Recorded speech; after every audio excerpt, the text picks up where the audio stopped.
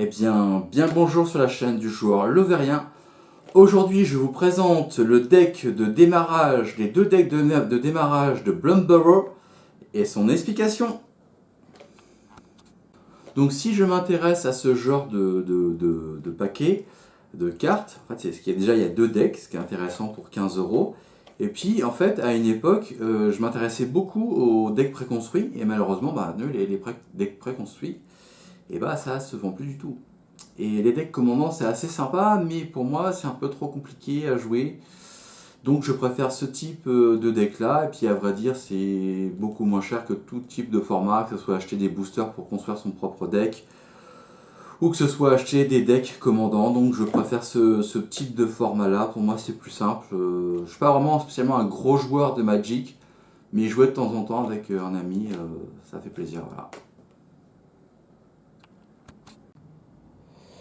Eh bien, regardons le premier deck. Il s'agit d'un deck blanc-vert, donc c'est-à-dire défense et vert un peu bourrin, c'est pour les débutants, rien de surprenant.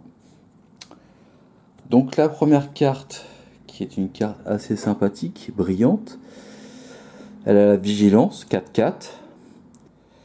Donc cette créature est intéressante, déjà d'une c'est une légendaire, elle a la vigilance.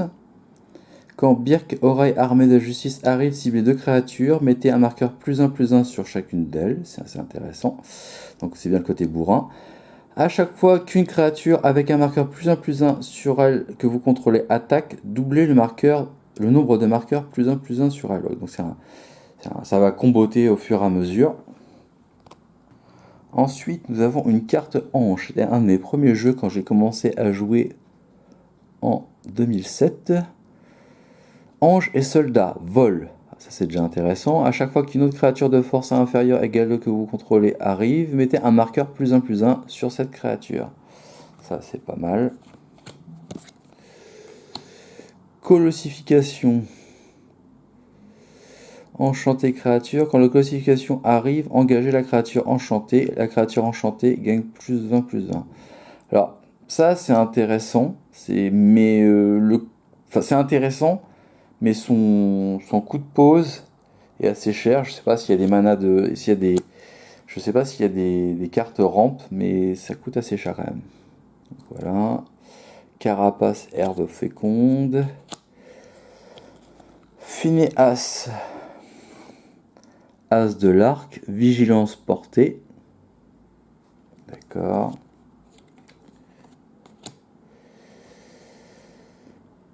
Donc ce jeu un peu mignon me fait penser à Pierre le Lapin, même si je pense que c'est pas inspiré de ça, c'est inspiré d'un autre univers, mais je me souviens plus exactement le nom. Donc ça évidemment il est en plusieurs exemplaires. On a le playset.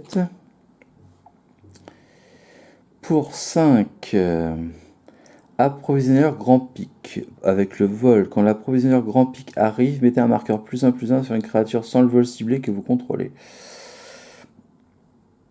Ça peut être sympa. Donc voilà, on a aussi le playset.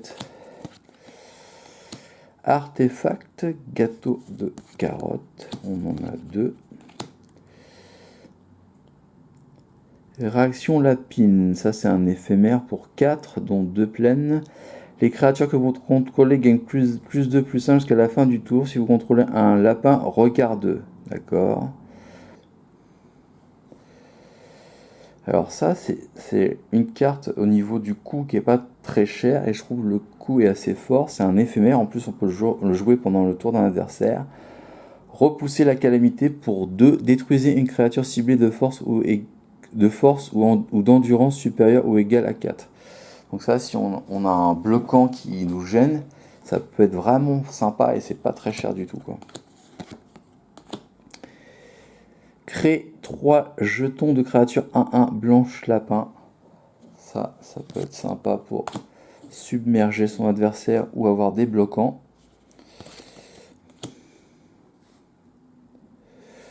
Druide de la bêche. Alors effectivement, les illustrations sont très belles, mais j'ai envie de dire, c'est aussi un jeu où les effets, les capacités sont vraiment intéressantes. Alors ça, c'est une carte que j'ai déjà vue, il me semble ailleurs. Une créature ciblée que vous contrôlez inflige un nombre de blessures égal à sa force à une créature ciblée que vous ne contrôlez pas. Donc, pour 2, c'est pas très cher. Ça, c'est la même chose. Ah, croissance gigantesque. Ça, c'est une carte qui existait dans d'autres extensions. Pour un mana vert, une créature ciblée gagne +3/+3 jusqu'à la fin du tour. C'est assez intéressant. Alors, pour 2, le mentor garde terrier. Il a le piétinement. La force et l'endurance du mentor garde terrier sont chacune égales au nombre de créatures que vous contrôlez. Ah oui, ça peut être intéressant. C'est une onco. Ensuite, on a les terrains. Donc ça, ce sont des bicolores qui permettent de gagner des points de vie. Il me semble que c'était existait déjà dans d'autres extensions. Donc ça, c'est des terrains de base qui sont, ma foi, assez jolis. Voilà, ça, je pense que vous connaissez. Hein. Ensuite, effectivement, on a des jetons lapins. Donc ça, je pense que ça sera peut-être la seule chose que je vais devoir racheter en supplément du jeu, des jetons lapins. Bon, c'est pas non plus énormément cher, plus quelques protège-cartes. Ça a les petites pubs. Donc ça, c'était pour le deck Birk Oreille Armée de la Justice. Un deck blanc-vert. Donc, le deck suivant, il s'agit, avec la créature principale, de Bria Grodin des contre-courants.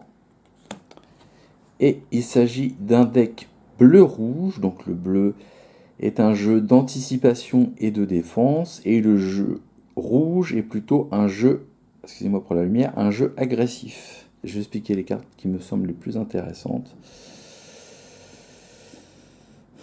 Voilà. 3-3, Bria Grodin des contre-courants. Oiseau moqueur. Pour X mana, plus un mana bleu. Il a le vol, c'est une 1-1.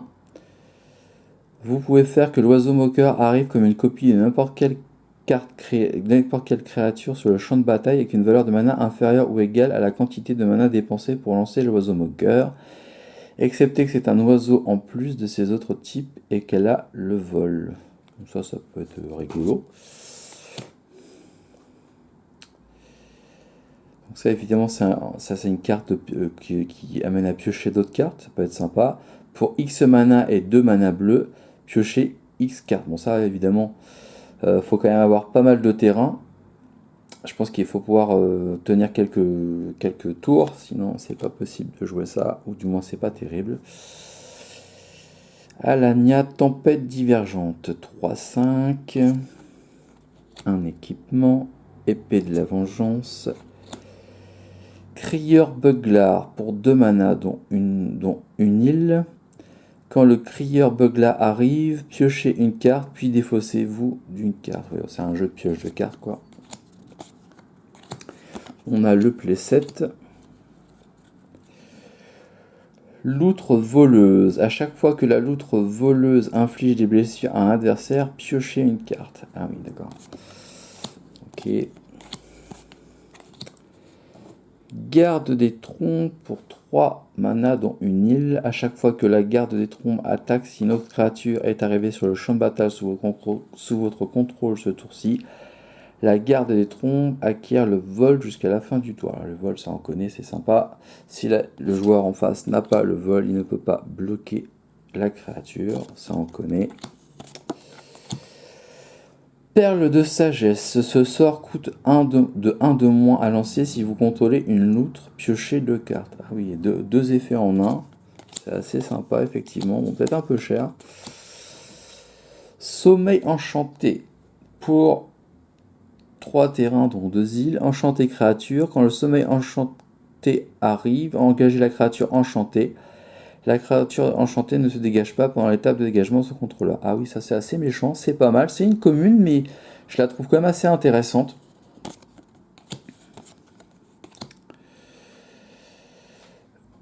Ouvre-voie d'Alania. Quand l'ouvre-voie d'Alania arrive, exilez la carte du dessus de votre bibliothèque jusqu'à la fin de votre prochain tour. Vous pouvez jouer cette carte.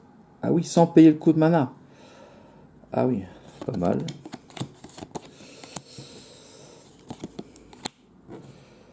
Fouet de flamme, bon quand même pour 4, le fouet de flamme inflige 4 blessures à n'importe quelle cible. Donc ça peut être pas mal en fin de partie éventuellement pour mettre le joueur en face à 0. Un peu cher quand même.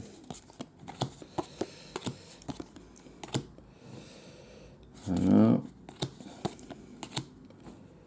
Alors, ça me paraît une très bonne carte. Pour 5 mana, dont 2, c'est quoi les rouges, je sais plus. 2 montagnes. Portée, piétinement, célérité. Ah oui, effectivement, ça c'est une carte qui peut faire très mal. J'aime beaucoup cette carte. Effectivement, c'est un peu le style des cartes rouges d'avoir la célérité. Rongement enragé. Mentor attrape orage. Pour une île, une montagne. Célérité, prouesse, à chaque fois que vous lancez un sort non créature, ces créatures gagnent +1/+1 jusqu'à la fin du tour. Les sorts d'éphémères et de rituels que vous lancez coûtent 1 de moins à lancer. C'est vraiment pas mal.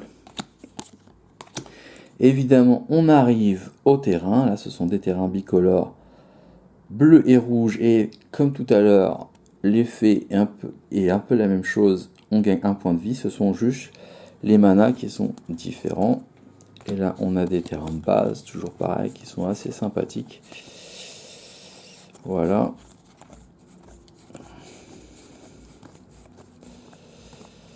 Je pense pas qu'on ait des jetons. Ah si, on a des jetons de l'autre. Pareil, ça sera acheté.